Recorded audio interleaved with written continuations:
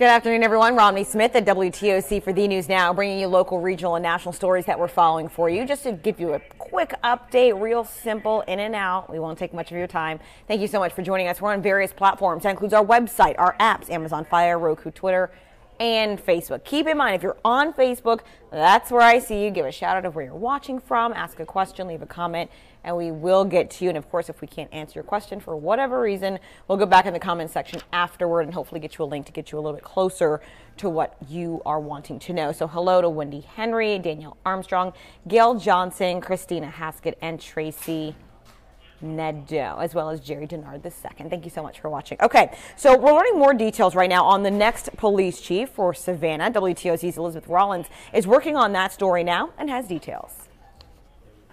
Hey, y'all, so I'm sitting here going through this packet that was used to recruit those 67 candidates that want to be the city of Savannah's next police chief. But we do know it's been narrowed down to 4 candidates right now, one of them being currently serving the Savannah Police Department, but we're still working to find out who those other 3 people are. We're also going to be breaking down exactly who they're looking for and what type of chief could be hired pretty soon. We'll have that breakdown at 6.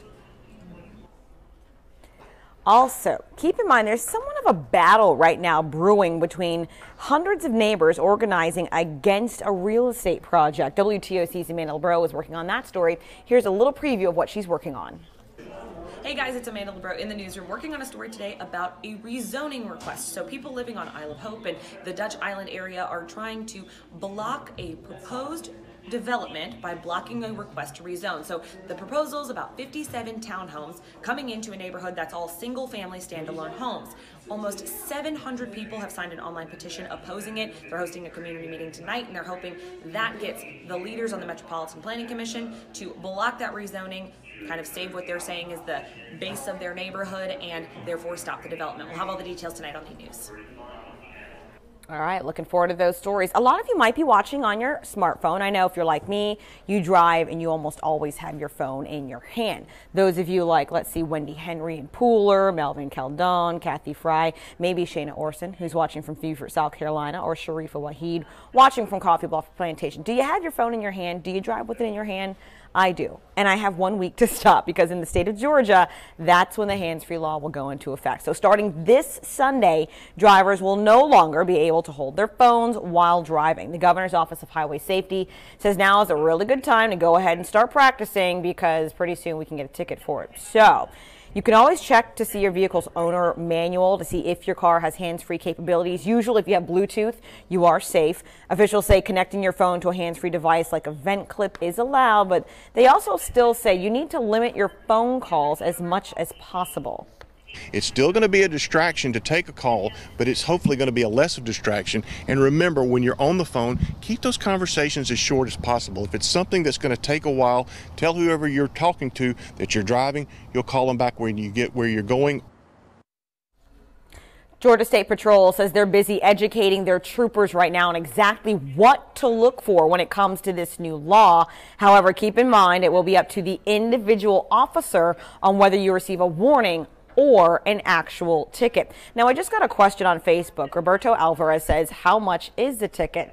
We don't know right now. We're actually still asking that question, and I think it also depends on if it's a regular speeder ticket or they can tack on the super speeder to it if you're going more than 20 or 25 miles per hour? I'll have to look that up. But I think there are 2 different classifications. So we will look up that information and get it back to you. But in the meantime, if you simply don't have your phone in your hand and you're not texting, you're safe. And I know a lot of us are used to having our phone in our hand, listening to a podcast, sometimes even doing text to talk. That's not even considered. But I will add this. A lot of you guys have the iPhone watch. I don't. But if you have an iPhone watch, those are an exception.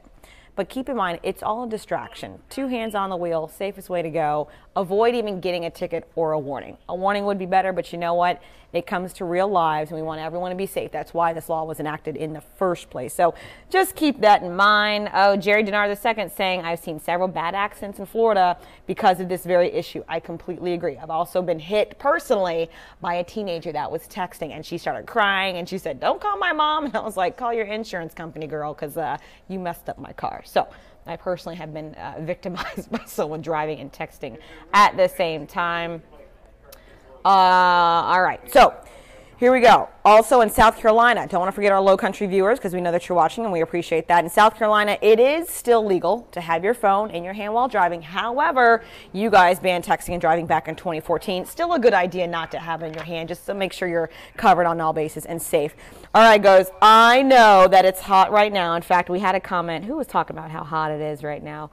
I know. It's the kind where you just go outside and you start sweating. Joseph Connor. There it is. Romney, it's really hot here in Savannah. It's a blowtorch of a week. Well, let me show you. Take a look at my iPad right now. This is the feels like temperature, not the actual temperature. It's about 106 right now in Savannah. That's what it feels like outside. That's why when we step outside, we start sweating immediately. It's gross, but we're all gross together, so it's okay. Even at 6 o'clock. You know, the sun's still up at this point in time. It'll be 107, feels like, and 9. And then look at this other graphic we have. Pool. Okay. So, you know what? We might get a couple storms. But, again, this is what the actual temperatures will be. But it's still going to feel like triple digits, guys. So, again, I cannot say this enough.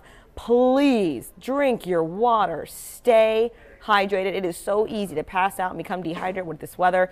You have no idea how many stories we hear of people who are doing yard work and then pass out. Or the kids are playing outside and they get overheated. We want everyone to stay safe. I was at this beach this weekend and I got burned because I didn't even reapply my sunscreen enough. So please be safe out there. We certainly appreciate it. All right, we've got a couple more comments. I always tell you guys you can comment or ask questions on Facebook Live. Let's see. Daniel Armstrong saying, I see police not using hands-free, so if I see them on the phone, I will report that officer. You can. In fact, that's a question we did ask Georgia State Patrol, is what happens if the officers are doing it. I want to say there's a legal exception for them. Like in Florida, we had the no hands, but they also had an exception for officers. So different situation. Yes, another reminder to give your pets water. That's coming from Roberto Alvarez. Absolutely. They get dehydrated too. And some of you guys might think I want to just shave my dog. They can actually get burned that way. Even worse. Their coat, yes, they get hot in it, but their fur still protects them. So just don't go shave your dog necessarily.